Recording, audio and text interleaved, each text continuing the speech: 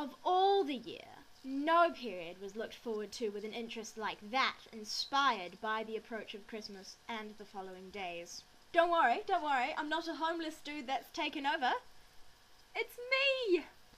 But as a historian, all historians have beards and top hats, right? Well, either way, that guy did. I'm Jessica, and this is...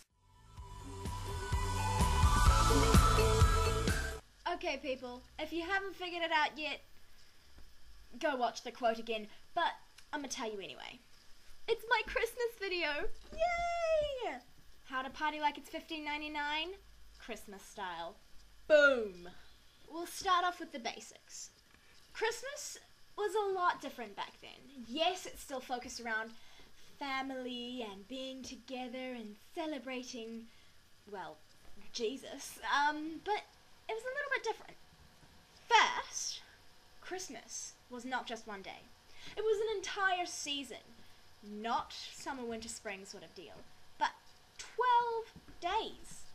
An entire 12 days. How ridiculous is that? Who needs 12 days of Christmas? I would like 12 days of Christmas. Ignore that.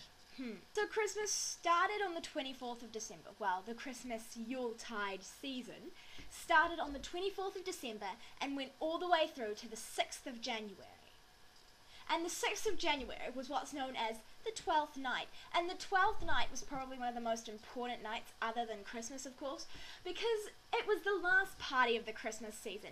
Everyone went nuts. I mean, Shakespeare wrote a play about this, man. Gotta have been good. Wow, that was terrible English. I apologize, viewers. It must have been good. Interestingly enough, the Christmas season wasn't so much centered around Jesus as you might think.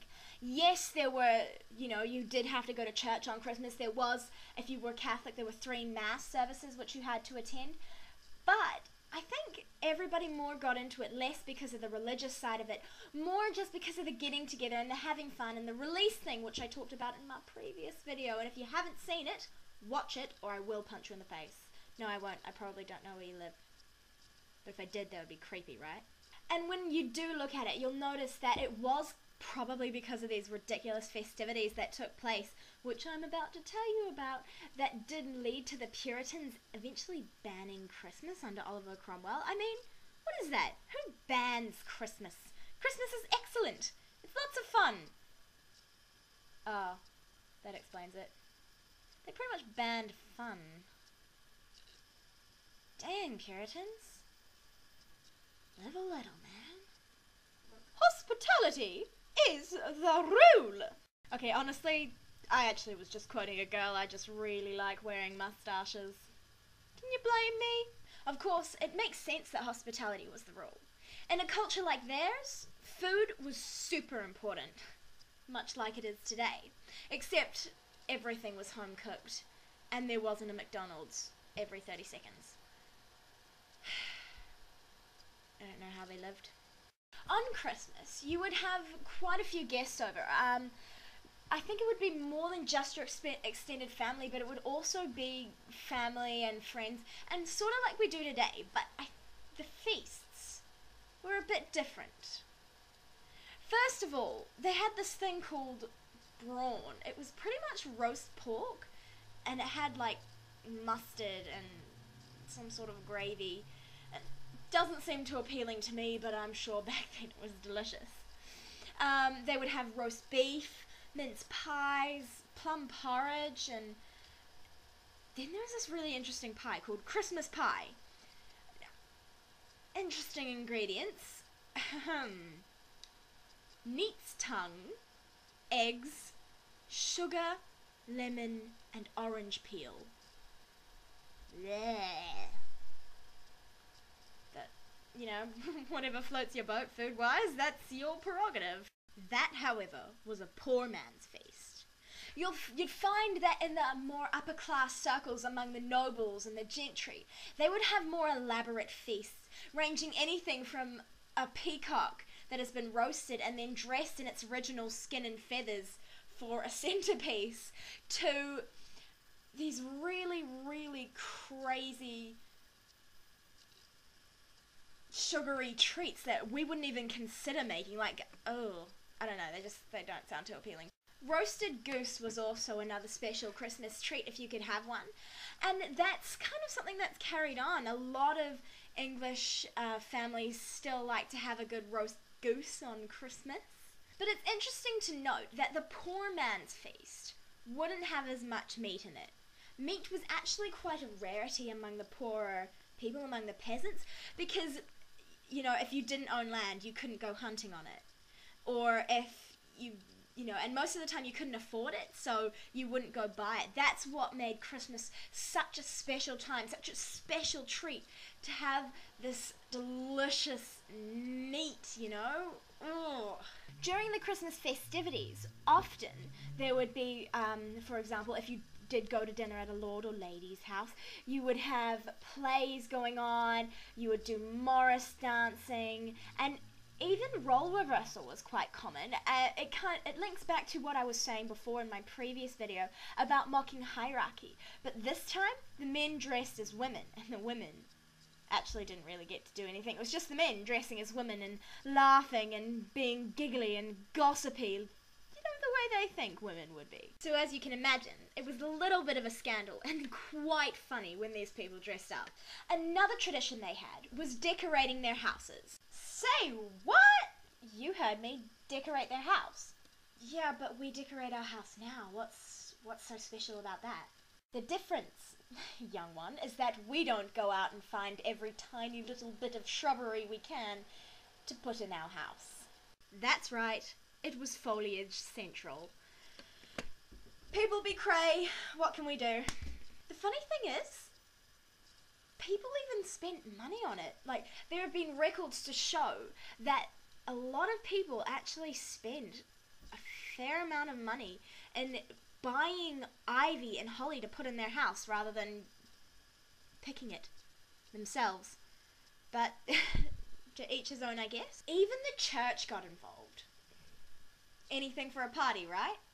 The church, though, wouldn't go as hard out as some people. Yes, they would have decoratory shrubbery, but other than that, there wasn't too much Christmas paraphernalia lying around. Occasionally, you would find a wooden baby Jesus at an altar, but that wasn't too common.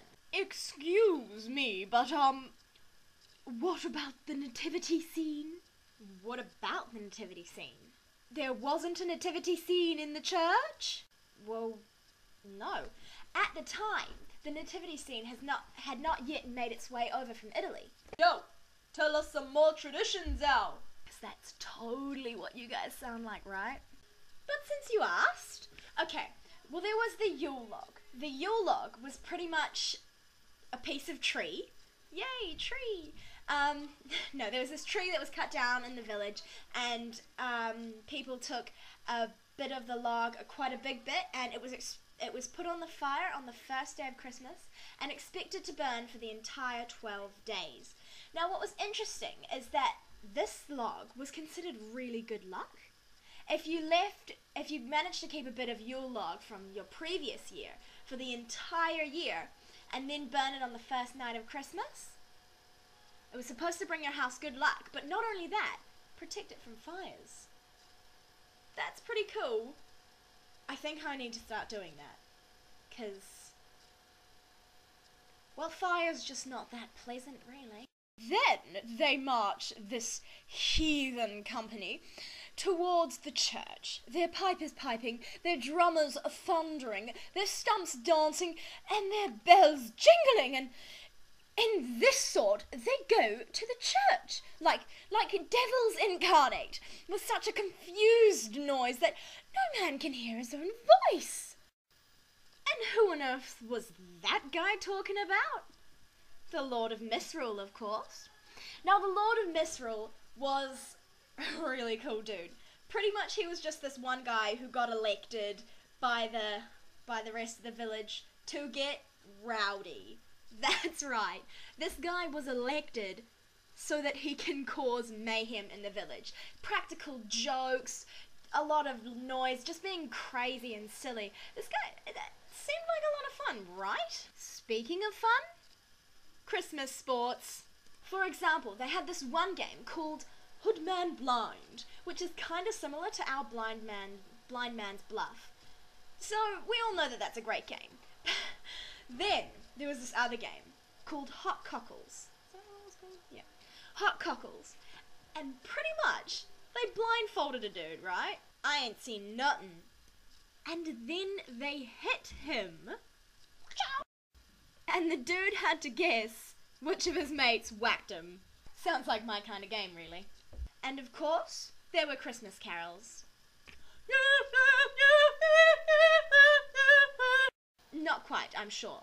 But if you want to learn more about the music of that era, go check out Alika's ones. The principal characteristic of Yuletide sports was the general hospitality and the closely related unbinding of social ties.